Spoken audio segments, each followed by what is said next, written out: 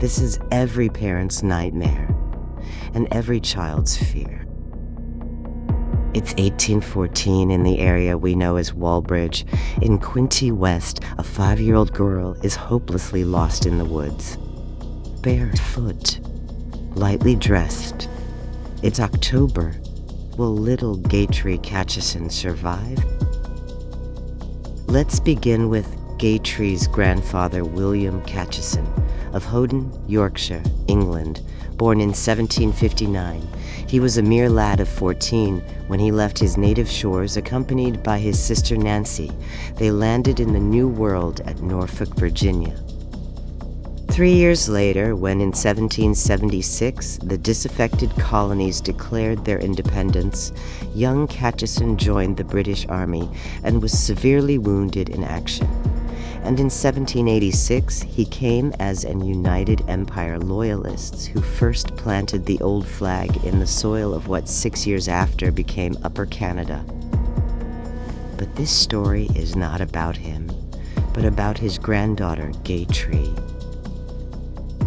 Gaitry is 5 years old.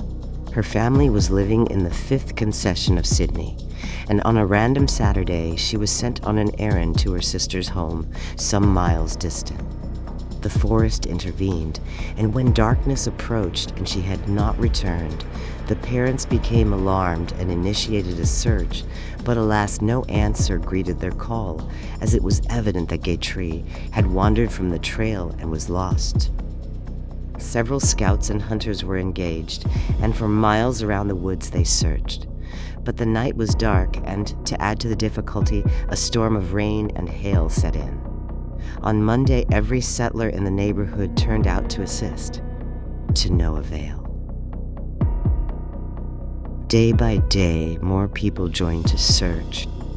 By Tuesday, the searchers had increased to 300. They shouted, fired guns, and looked into every hole and brush heap. Caves of bears and other wild animals were examined.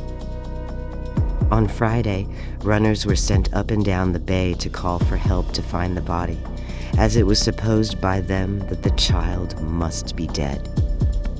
By the second Sunday, the force increased to 500.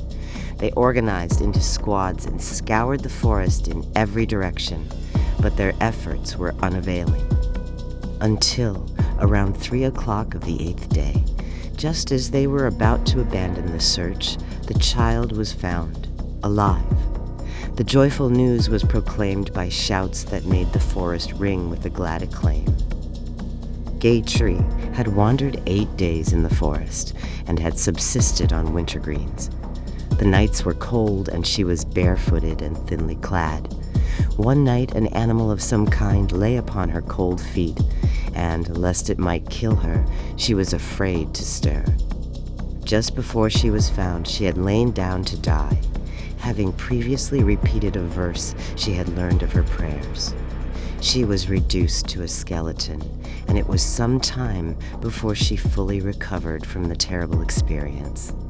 For months she shrank with terror at the approach of darkness, but in time the baneful effects of her 8 days' exposure to October weather in a Canadian forest passed away.